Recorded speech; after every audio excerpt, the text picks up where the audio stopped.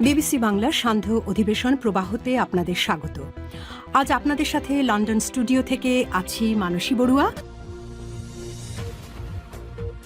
বাংলাদেশের সর্বশেষ গুরুত্বপূর্ণ আপডেট সংবাদে আপনাকে স্বাগত। শুরুতেই সংবাদ শিরোনাম, পরে বিস্তারিত।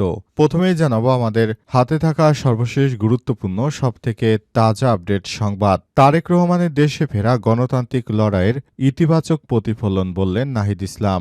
বিএনপির ভারপ্রাপ্ত চেয়ারম্যান তারেক রহমানের দেশে ফেরা গণতান্ত্রিক লড়াইয়ের ইতিবাচক প্রতিফলন বলে মন্তব্য করেছেন জাতীয় নাগরিক পার্টি এনসিপির আহ্বায়ক নাহিদ ইসলাম। আজ গণমাধ্যমে পাঠানো এক বিবৃতিতে তিনি এমন মন্তব্য করেছেন। নাহিদ ইসলাম বলেন, দীর্ঘ ১৭ বছর পর দেশে ফিরেছেন বিএনপির ভারপ্রাপ্ত চেয়ারম্যান তারেক রহমান।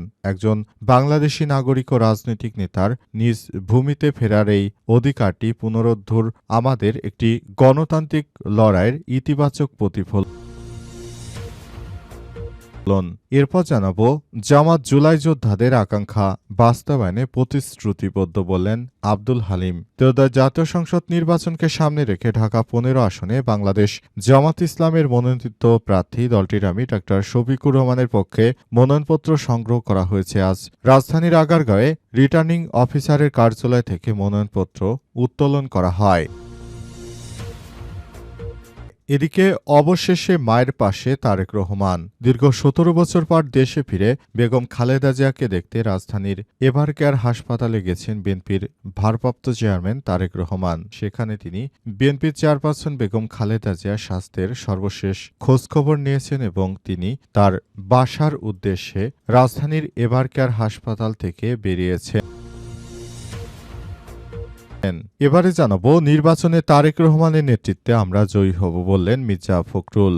২০২৬ সালের ১২ ফেব্রুয়ারি যে নির্বাচন অনুষ্ঠিত হবে সেই নির্বাচনে বিএনপির ভারপ্রাপ্ত চেয়ারম্যান তারেক রহমানের নেতৃত্বে আমরা জয়ী হব বলে মন্তব্য করেছেন বিএনপির মহাসচিব মির্জা ফখরুল ইসলাম আলমগীর। এবং সর্বশেষ জানাবো তেহরানের সশস্ত্র হামলা, সাবেক আফগান সরকারের শীর্ষ পুলিশ কর্মকর্তা নিহত।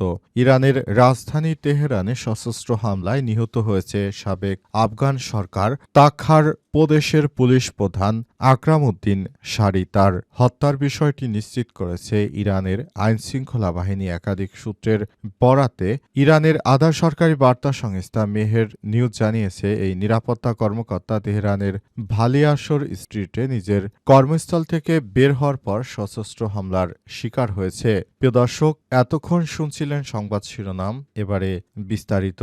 তবে তার আগে বন্ধুরা অনুরোধ থাকবে এই সংবাদটিতে একটি লাইক দিন। এই চ্যানেলে আপনি নতুন হয়ে থাকলে আমাদের সংবাদটি দেখতে দেখতে চ্যানেলটি সাবস্ক্রাইব করে রাখুন। কমেন্ট করে বন্ধুরা আপনার মূল্যবান মতামত জানিয়ে দিন আপনি বিশ্বের কোন দেশ থেকে বা বাংলাদেশের কোন স্থান থেকে আমাদের সংবাদটি দেখছেন এবং শুনছেন। আর বন্ধুরা সংবাদটি আপনার সোশ্যাল মিডিয়া ফেসবুকে শেয়ার করে বন্ধুদেরও দেখার সুযোগ করে দিন। গাজা যুদ্ধে আপনি যদি নিরীহ ফিলিস্তিনিদের ভালোবেসে থাকেন কমেন্টে ইয়েস লিখে বিশ্ববাসীকে জানিয়ে দিন। এবারে বিস্তারিত। তারেক রহমানের দেশে ফেরা গণতান্ত্রিক লড়াইয়ের ইতিবাচক প্রতিফলন বললেন নাহিদ ইসলাম। বিএনপির ভারপ্রাপ্ত চেয়ারম্যান তারেক রহমানের দেশে ফেরা গণতান্ত্রিক লড়াইয়ের ইতিবাচক প্রতিফলন বলে মন্তব্য করেছেন জাতীয় নাগরিক পার্টি এনসিপির আহ্বায়ক নাহিদ ইসলাম। আজ সন্ধ্যায় গণমাধ্যমে পাঠানো এক বিবৃতিতে তিনি এমন মন্তব্য করেছেন। নাহিদ ইসলাম বলেন, দীর্ঘ ১৭ বছর পর দেশে ফিরেছেন বিএনপির ভারপ্রাপ্ত চেয়ারম্যান তারেক রহমান। একজন বাংলাদেশি নাগরিক ও রাজনৈতিক নেতার নিজ ভূমিতে ফেরার এই অধিকারটি পুনরুদ্ধার হওয়া আমাদের গণতান্ত্রিক লড়াইয়ের একটি ইতিবাচক প্রতিফলন। তিনি আরও বলেন, তারেক রহমান এবং তার পরিবার রাজনৈতিক ভিন্নমতের কারণে রাষ্ট্রীয় নির্যাতনের শিকার হয়েছিল। আমরা জুলাই আন্দোলনের মাধ্যমে দেশের প্রতিটি মানুষ তারেক রহমানকে দেশে ফিরে আনার ব্যাপারে কাজ করেছি।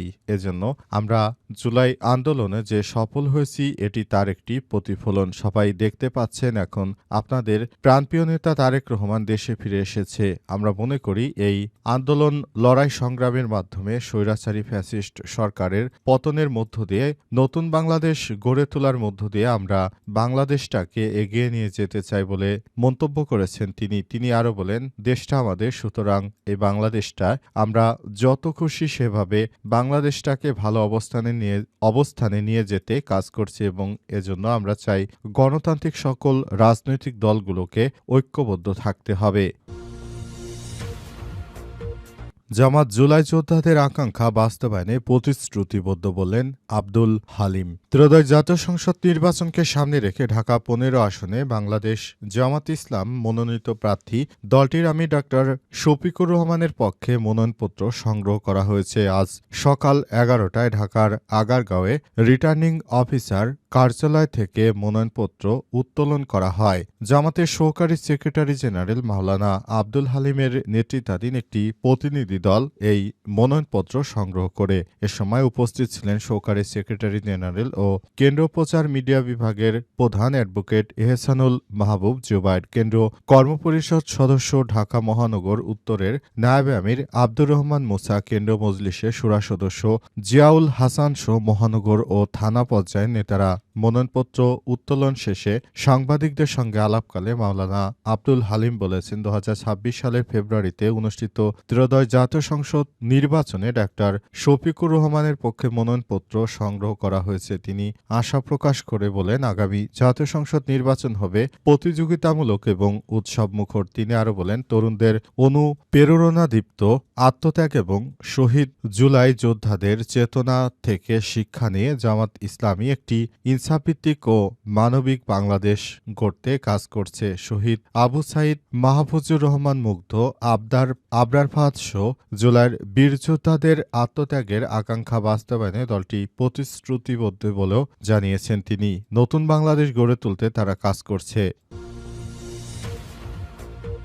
অবশেষে মায়ের পাশে তারেক রহমান। দীর্ঘ ১৭ বছর পর দেশে ফিরে মা বেগম খালেদা জিয়াকে দেখতে রাজধানীর এভার কেয়ার হাসপাতালে বিএনপির ভারপ্রাপ্ত চেয়ারম্যান তারেক রহমান। রাজধানী ৩০০ ফিট এলাকায় গণসংবর্ধনা অনুষ্ঠান শেষে বৃহস্পতিবার ২৫শে ডিসেম্বর সন্ধ্যা ৬টার দিকে এভার কেয়ার হাসপাতালে পৌঁছায় তারেক রহমানকে বহনকারী লাল সবুজ রঙের গাড়িটি। পরে হাসপাতালের গেটে গাড়ি থেকে নেমে দলের ঊর্ধ্বতন নেতাকর্মীদের সঙ্গে পায়ে হেঁটে হাসপাতালের ভেতরে প্রবেশ করেন তিনি। তবে হাসপাতালে প্রবেশের আগে থেমে থেমে কয়েকবার হাসপাতালের সামনের ফাঁক দিয়ে উচ্ছ্বাসিত নেতাকর্মীদের সঙ্গে হাত মেলান তারেক রহমান। এর আগে নিশ্চিদ্র নিরাপত্তার মধ্য দিয়ে বিকেল ৫:৩০টার পর সংবর্ধনা স্থল থেকে এভার কেয়ারের দিকে রওনা হয়ে তারেক রহমানকে বহনকারী গাড়ি বহরের সময় পুরো রাস্তার দুই পাশে দাঁড়িয়ে বিএনপির ভারপ্রাপ্ত চেয়ারম্যানকে অভ্যর্থনা জানায় নেতাকর্মীরা।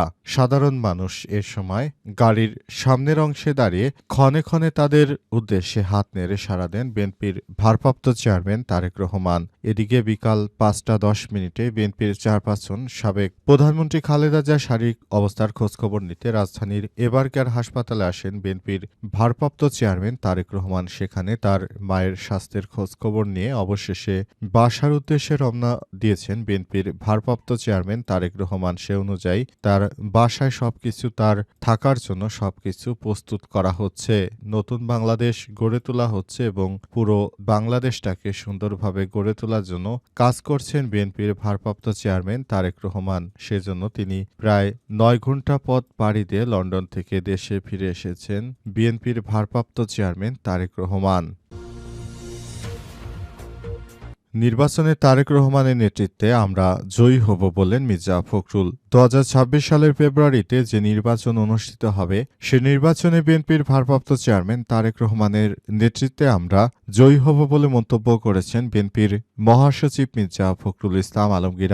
রাজধানীর পূর্বাঞ্চলে তারেক রহমানকে দেয়া গণসংবর্ধনা অনুষ্ঠানে বক্তব্যে সব কথা বলেছেন বিএনপির মহাসচিব মির্জা ফখরুল ইসলাম। বক্তব্যে মির্জা ফখরুল বলেন, ২০২৪ সালের ৫ই আগস্ট তারেক রহমানের নেতৃত্বে আমরা ফ্যাসিস্ট বিদায় করেছি। তারেক রহমানের নেতৃত্বে বিরুদ্ধে কঠিন পথ পাড়ি দিয়েছি। তারেক রহমানের নেতৃত্বে ২০২৬ সালে আমরা জয়ী হব। তিনি আরও বলেন, বাংলাদেশের মানুষের পক্ষ থেকে তাকে অর্থাৎ তারেক রহমানকে স্বাগত জানাচ্ছি। দীর্ঘ ১৭ বছর ফ্যাসিস্ট অত্যাচার ও নির্যাতনের বিরুদ্ধে তারেক রহমান দূরে থেকে আমাদের নেতৃত্ব দিয়েছেন, আমাদের গণতন্ত্রের লড়াইকে সামনের দিকে এগিয়ে নিয়ে গেছেন। দীর্ঘ নিপীড়ন ও নির্বাসিত জীবন শেষে আমাদের মাঝে ফিরে এসেছেন তারেক রহমান। এই গণতন্ত্র উত্তরণে সবথেকে কঠিন পথ আমরা পাড়ি দিয়েছি তার নেতৃত্বে। এটা আমাদের অত্যন্ত আনন্দের সংবাদ যে অবশেষে বিএনপির ভারপ্রাপ্ত চেয়ারম্যান তারেক রহমান আমাদের সঙ্গে থাকছে না,